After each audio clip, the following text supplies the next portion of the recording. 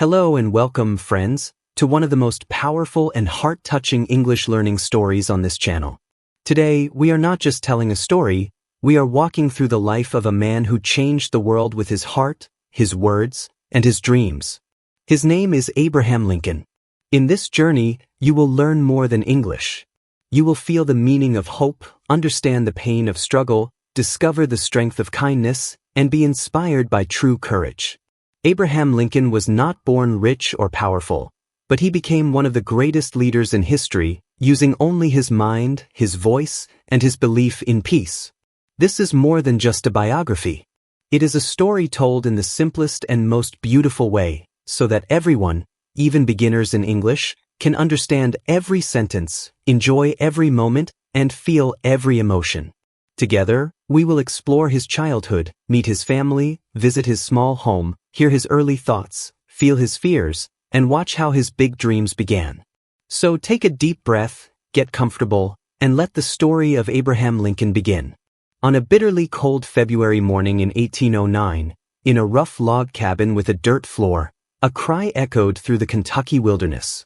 It was the cry of Abraham Lincoln, a child born not into privilege or promise, but into poverty.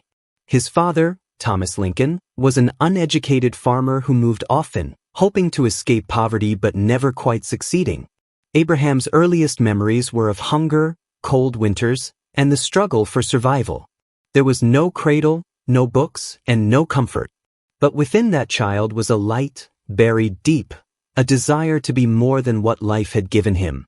While other children played, Abraham sat by the fireplace, tracing letters in the ashes with a stick. When Abraham was 9, his mother, Nancy Hanks Lincoln, grew weak and sickly.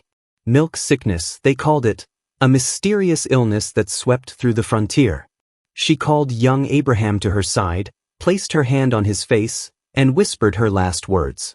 "Be something, Abraham. Be good." She died a few days later, and Abraham helped carve her wooden coffin with his father. He never cried, but he never forgot. That pain became a silent force in him, a wound that never healed but made him stronger. His stepmother, Sarah Bush Johnston, brought hope back into the cabin. She brought books, compassion, and encouragement. She saw that Abraham had something different, an intelligence, a hunger to learn, and an unusual kindness. Under her care, he began to read anything he could get his hands on. He walked for miles to borrow books and read them by firelight late into the night.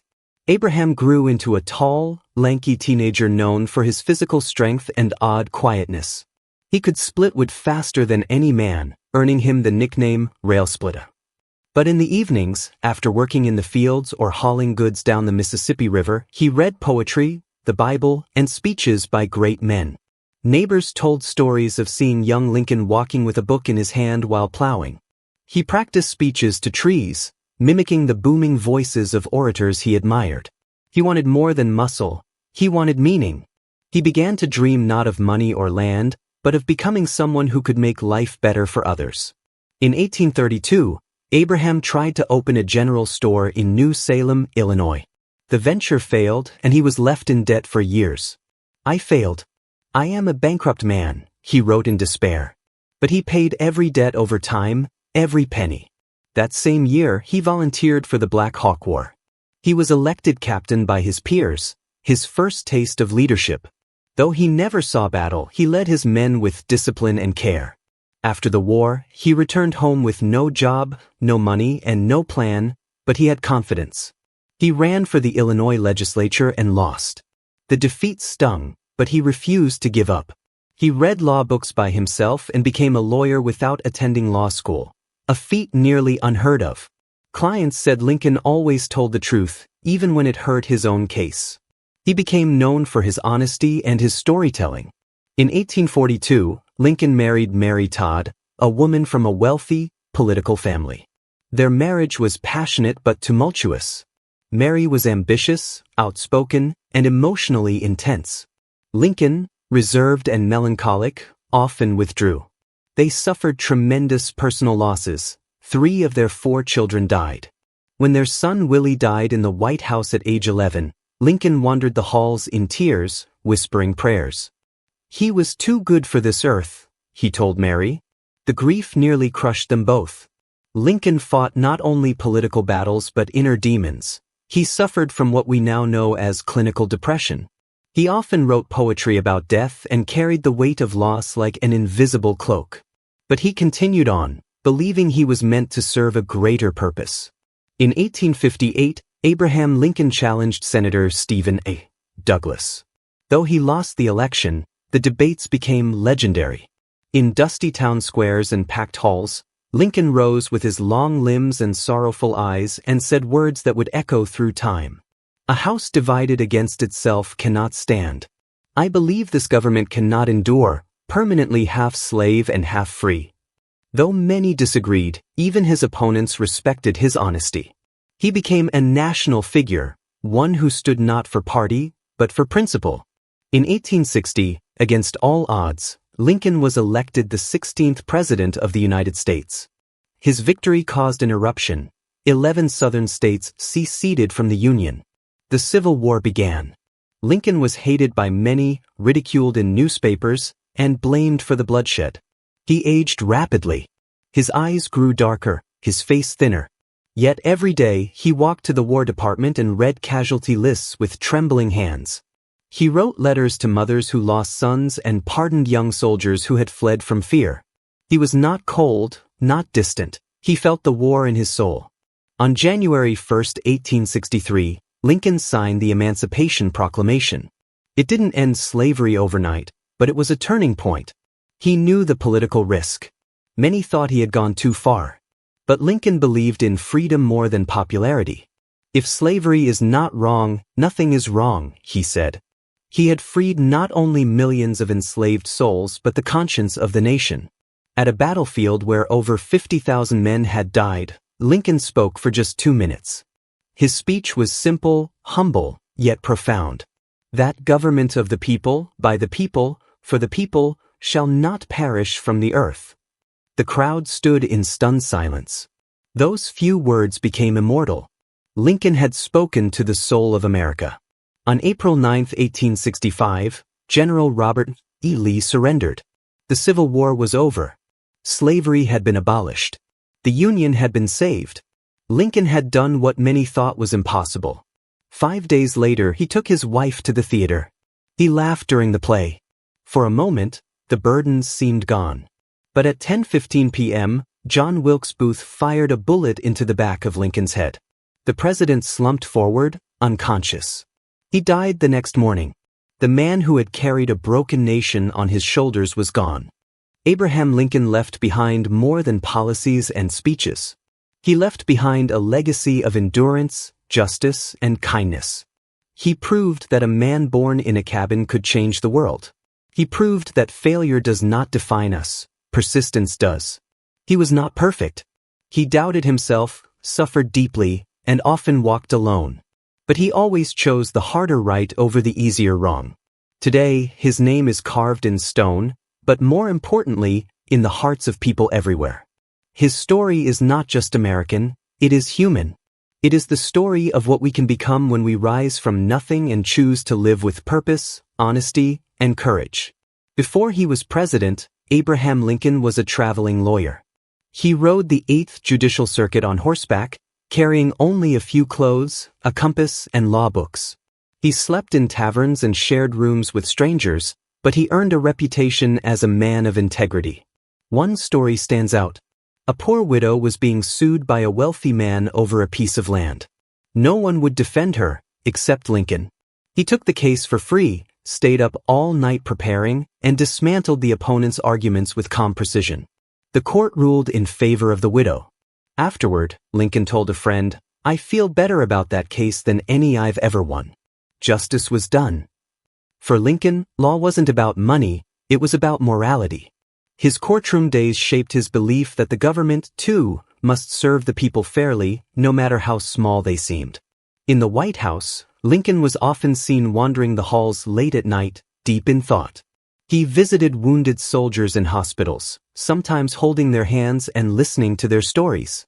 He wrote letters to families of fallen soldiers, some so personal they read like prayers. He rarely showed his suffering, but it was there. Cabinet members found him reading poetry about death. His face was lined with sorrow. He once said, "I am like a man standing on a burning ship, and I cannot jump into the sea." Yet through it all, he never gave up. Even when generals failed, allies betrayed him, and thousands died, he kept going. Not because he was unfeeling, but because he felt too much. He bore the pain of a broken nation alone, so others would not have to. A week before his death, Lincoln had a strange dream. He told his wife and friends that he had walked through the White House and seen a casket surrounded by mourners. When he asked who had died, a guard replied, "The president." They laughed nervously. Lincoln did not. He had long accepted the danger he was in. After all, he had enemies in both North and South. But he continued his work, speaking of healing and national unity. He even laid out a plan for reconstruction, how to reunite the country with dignity and mercy. But he would not live to carry it out. His assassination robbed America of not just a leader, but a reconciler. Still, in death, Lincoln became what he could never be in life, an unifying symbol for all. During the war, a young soldier was caught sleeping during guard duty, a crime punishable by death. His mother wrote to President Lincoln, begging for mercy. Most expected Lincoln to ignore it, but he personally reviewed the case. After confirming the boy's good service record, Lincoln wrote a pardon. "I believe he will do his duty faithfully. Mercy bears richer fruits than strict justice," he wrote. This was not an isolated case. Lincoln pardoned dozens of soldiers, even when pressured not to. He believed that the government should reflect both the law and the heart. In one speech, he said, "Do I not destroy my enemies when I make them my friends?" That belief in forgiveness, not revenge, was the core of his greatness. After Lincoln's death, people lined the railroad tracks as his funeral train passed through cities and towns. They wept, held flags, and knelt in prayer. Many had never seen him, but they felt they had lost a father. He had changed America. The 13th Amendment, which abolished slavery, passed because of his leadership. He had preserved the Union, redefined freedom, and created a model of moral leadership. Martin Luther King Jr. would later stand before the Lincoln Memorial and speak of a dream. Generations of leaders, from Kennedy to Obama, would cite Lincoln as their guide. He had not just saved a country, he had shown how to lead it with humility and principle.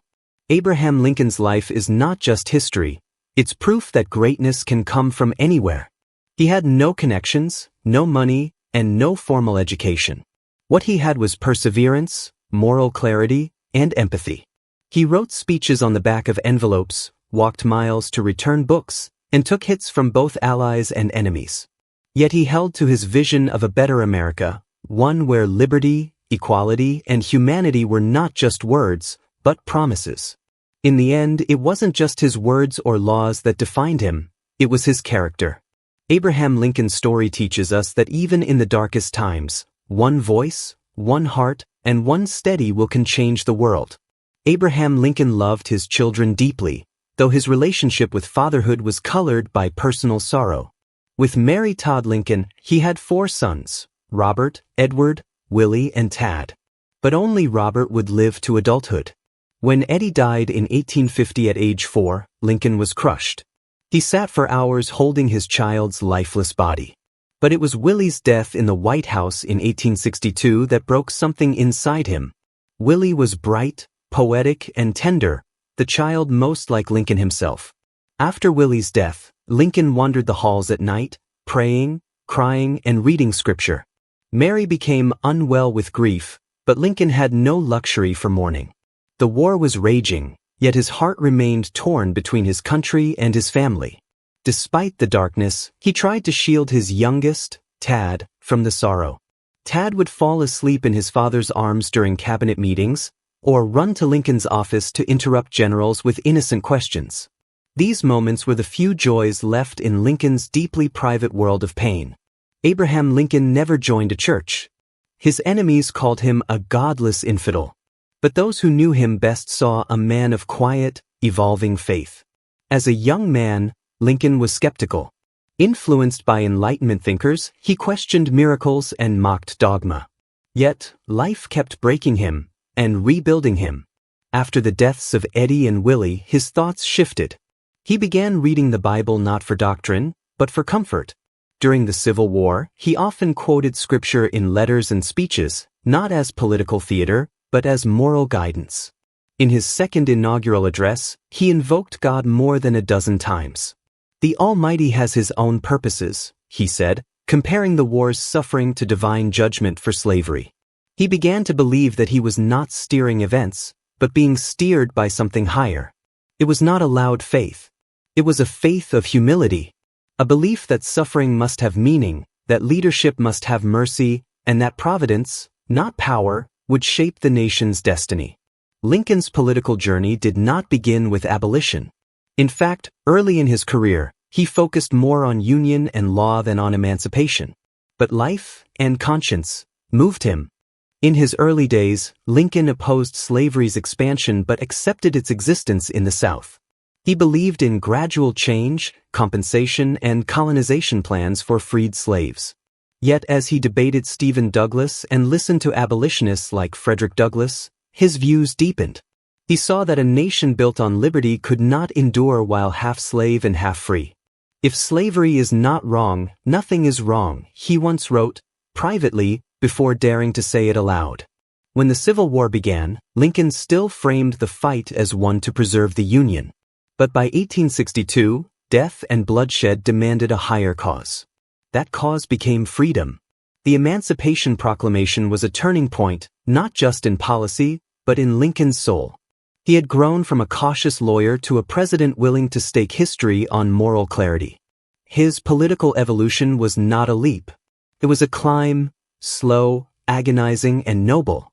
Mary Todd Lincoln is one of the most misunderstood figures in history. To Abraham, she was not just a wife. She was a mirror to his ambition and the fire to his resolve. Born into wealth in Kentucky, Mary was educated, opinionated, and deeply political.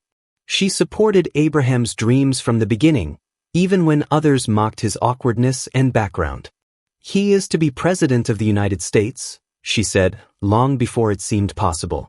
But tragedy haunted her. She lost 3 of her 4 sons. She endured constant criticism in Washington, both for her Southern roots and her emotional volatility. Some days she wore expensive gowns, other days she locked herself in mourning. She sought seances, medicine, and escape. Lincoln stood by her, though he grieved differently. He understood her storms, even when they hurt him. Their love was imperfect but real. In one of his last letters, Lincoln wrote of taking Mary to the theater to lift her spirits. That was the night he was shot. The Bible was not a prop for Abraham Lincoln. It was a companion in solitude. He kept it by his bedside. He quoted it in letters to generals, grieving mothers, and political enemies. He found in it not just divine guidance, but poetry, justice, and the language of democracy. "Woe unto the world because of offenses," he said in his second inaugural.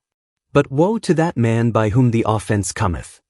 He saw slavery not only as a national crime, but as a sin that needed cleansing through national suffering.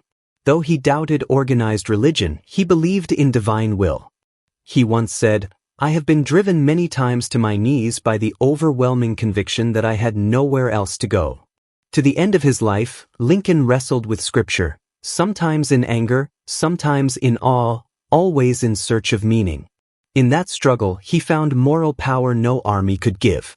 Abraham Lincoln's death, at the hands of an assassin, shattered the country he had fought so hard to preserve.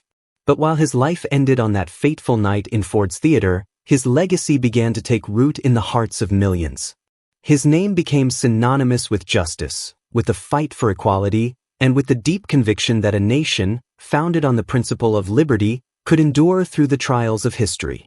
His vision of a united nation, where all men are created equal, did not die with him. It lived on, carried forward by generations of leaders, activists, and ordinary citizens. The Civil War had torn America apart, but Lincoln's death became the defining moment that solidified the Union.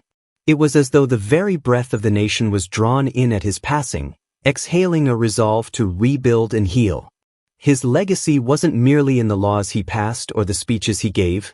It was in the hearts of those who remembered his words, those who saw in him a man of integrity, humility, and unwavering belief in the possibility of change. From the Emancipation Proclamation to his efforts to bring together a fractured nation, Lincoln's life was a testament to the power of perseverance, faith, and moral clarity. He had believed in a higher purpose, one that went beyond politics and war, one that spoke to the eternal fight for justice. As the years passed, Lincoln became a symbol, not just of American ideals, but of humanity's capacity for growth, redemption, and unity. Monuments were erected, speeches were delivered in his honor, and books were written about his life. Yet, in his final moments, Abraham Lincoln had never sought fame. He had sought to do right by his country, to give it a future worthy of the sacrifices made. Today, Lincoln's legacy endures in every moment when we stand up for what is right, when we fight for justice, when we believe that every individual, no matter their background, has the potential to shape the world for the better. The cabin-born boy who became the President of the United States, who faced unimaginable hardship, loss, and moral dilemmas, left behind a nation forever transformed. And in every heartbeat of that nation, his story continues to echo, teaching us that even in the darkest of times, one person, one voice, and one steady resolve can alter the course of history. If you enjoy the video, please like, subscribe, and share.